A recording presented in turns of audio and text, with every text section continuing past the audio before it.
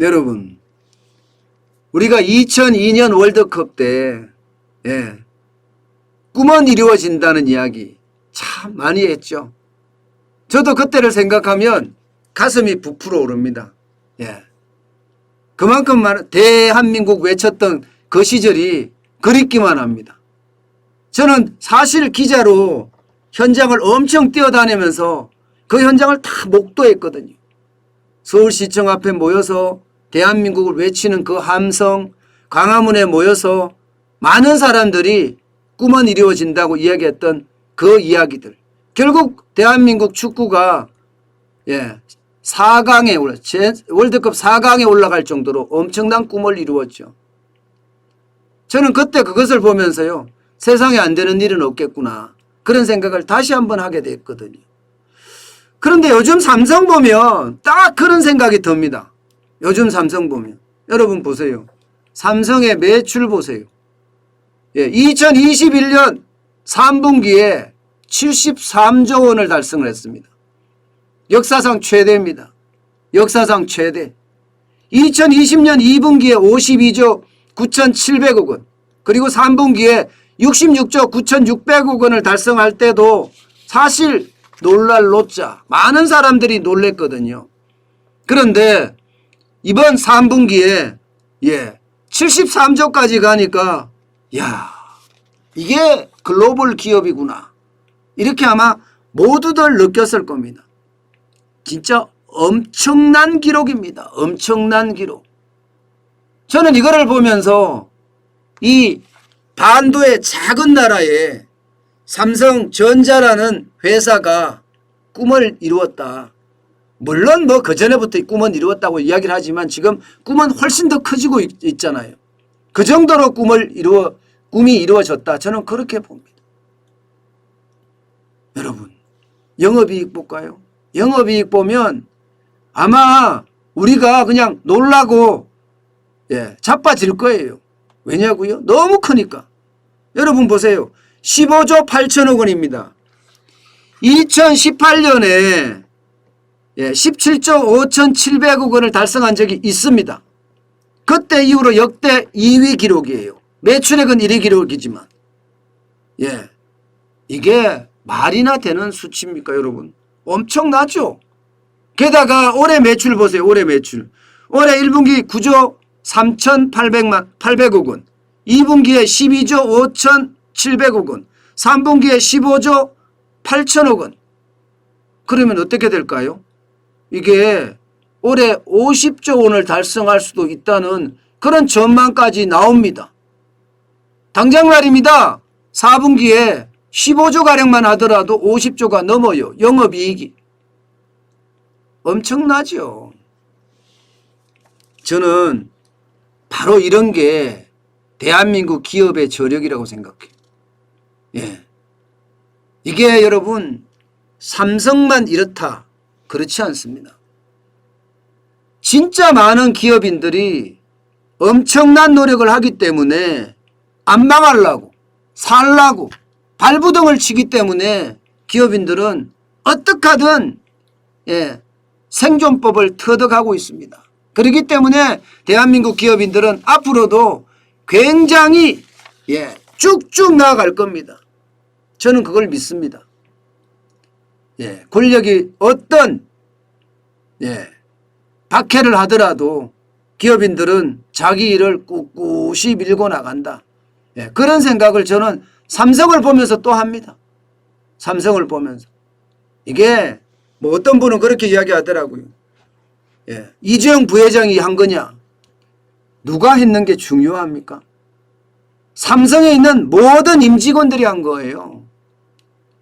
밑에 말단에서부터 시작해서 이재용 부회장까지 많은 사람들이 일심동체가 돼서 한 가지 목표를 보고 전진을 했기 때문에 가능했던 겁니다. 곁눈질을 하지 않고 말입니다. 그런데 계속해서 이렇게 갈 거냐? 4분기까지는 이렇게 간다요. 4분기까지는. 왜냐하면요, 지금 밀고 나가던 것은 계속 밀고 나갈 수 있기 때문에. 그런데 여러분 이거 한번 보세요. 야, 이 주가를 보면 진짜 속 터집니다. 그죠? 진짜 속 터지죠. 아니 최대 영업이익과 최대 매출액, 예, 최대 매출액과 두 번째 영업이익을 달성을 했는데 주가는 떨어졌어요.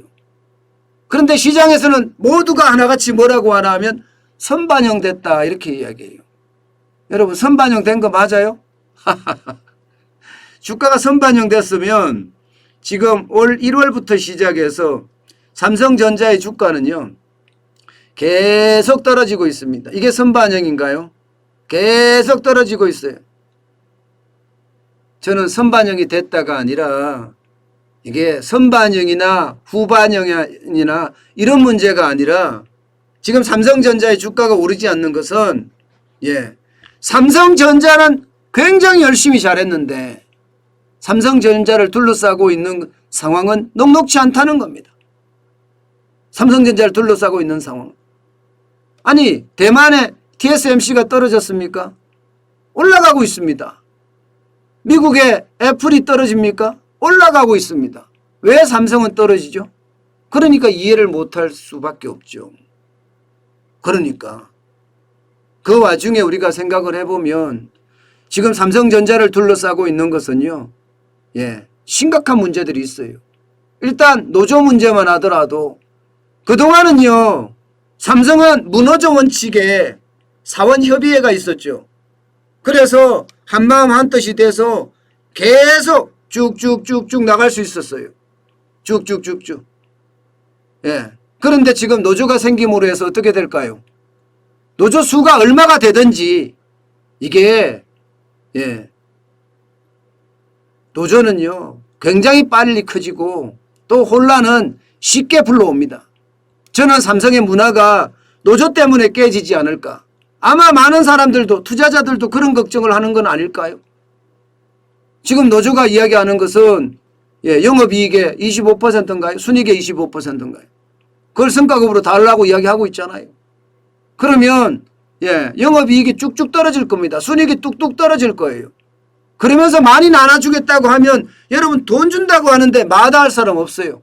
삼성의 문학은 뭐건 돈 많이 주니까 여기 합류해봐. 한번 손 한번 흔들어봐. 그러면 더 좋아질 테니까. 그러면 한 번쯤 가서 손 흔듭니다. 손 흔들므로써 그때 다 박살납니다. 다 박살납니다. 그래서 삼성 주가가 오르지 못한 하나의 요인이 되지는 않았을까 그렇게 보고요. 또 하나 요인은 반도체 D램의 가격이 꺾인다.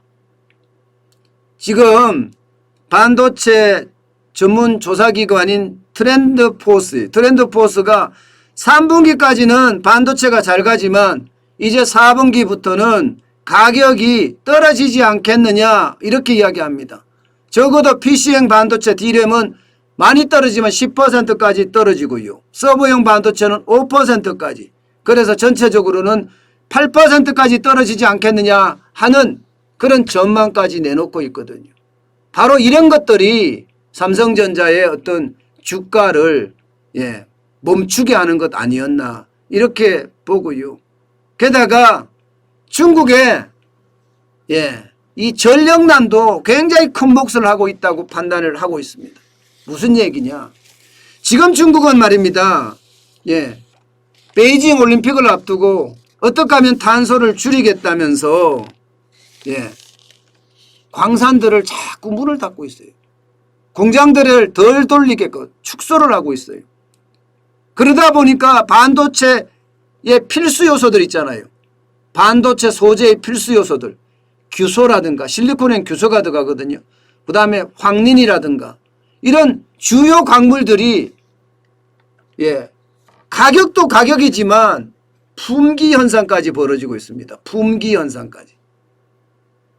주요 광물의 어떤 가격도 폭등하지만 품귀 현상까지 일어나니까 자칫 잘못하면 공장이 셧다운되는 공장이 서는 초유의 사태가 발생할 수도 있다. 이런 얘기까지 나오기 때문에 지금 삼성전자의 주가가 그만큼 올라가지 못하는 것 아닌가 그렇게도 분석을 합니다. 삼성전자의 꿈은 이루었습니다. 매출액이 엄청나게 늘어날 만큼 분명히 꿈은 이루었는데 그 꿈이 말입니다. 계속 지속돼야 될 텐데 걸림돌이 제가 말씀드린 세 가지 말고도요. 노조의 문제라든가 가격의 문제라든가 소재의 문제라든가 이거 말고도요. 아직까지도 지천이 널려 있습니다. 그래서 꿈을 이루는 게 아니라 이제는 꿈을 이루었으니까 꿈을 키우기 위해서라면 이제 이재용 부회장이 이야기했던 것처럼 초격차 전략 그 어느 때보다가 빨리 실행을 해야 됩니다. 그래서 중국이 더 이상 따라오지 못하게끔 우리 기술을 더 이상 따라오지 못하게끔 최대한 키우고 막고 방어하는 능력. 저는 삼성이 그렇게 초격차 전략으로 가야지 이제 꿈은 이루어졌으니 꿈도 키우지 않을까. 저는 그렇게 생각을 해 봅니다. 여러분 지금 이야기하는 걸 들으면 정환진이 너는 삼성전자를 사라고 자꾸 이야기를 하는데 지금 말이 좀 다르지 않느냐 이렇게 이야기하실 수도 있습니다. 그런데 이거는요 이렇게 우리가 이해하시면 돼요. 삼성전자는 우리가 주식을 살 때 말입니다. 우리 경제가 이렇게 큰 덩어리라면 주식시장이 그 안에 작은 덩어리입니다. 삼성전자는 또 그 안에 작은 덩어리예요. 제가 말씀드리는 것은 여윳돈으로 삼성전자 주식을 사라는 거거든요. 떨어지는 것도 경험해보고 오르는 것도 경험해보면서 삼성전자의 어떤 상황을 이해하고 더 나아가서는 주식시장의 상황을 이해하고 더 나아가서는 경제를 이해하는데 큰 도움을 주자는 이야기입니다. 그리고 그 어느 순간이 오면 우리한테 기회의 순간이 오면 분노의 매수를 하자는 이야기예요. 늘 제가 말씀드리는 건 이겁니다. 지금 우리는 삼성전자의 주식을 사면서 오르는 거 내리는 거 다 경험을 해보면서 아 경제는 이렇구나. 제가 늘 말씀드리잖아요.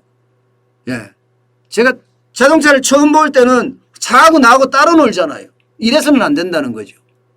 자동차를 몇 년 운전해보면 아 이건 자동차하고 나하고 한 몸이 되는 거하고 마찬가지로 경제를 알고 주식을 알라 그러면 돈 버는 걸 알라 그러면 부자가 되려면 그냥 부자가 되는 게 아니에요. 체득적으로 부자가 되는 사람들도 있겠지만 운명적으로 저는 그런 사람 극히 드물고요. 결국은 노력에 의해서 된다고 생각을 하는데 그 노력이 기본적으로 투자를 알아야 됩니다. 투자를 알고 투자의 어떤 운전대를 잡고 운전해 가면서 경제를 이해하면 위기 속에서도 기회를 잡을 수 있다. 이 말씀을 드리기 위해서 제가 항상 삼성전자에 대한 이야기를 사시라. 그것도 여윳돈으로 사시라. 많이 사시지 말고 버려도 된다고 생각할 만큼 버리면 안 되겠지만 피해가 되지 않는 나한테 내 어떤 현금 활동에 피해가 되지 않는 만큼 사시라. 제가 그렇게 이야기하는 겁니다. 그렇게 이해해 주셨으면 좋겠습니다. 분명히 삼성전자의 위기는 있는 것은 분명해 보입니다.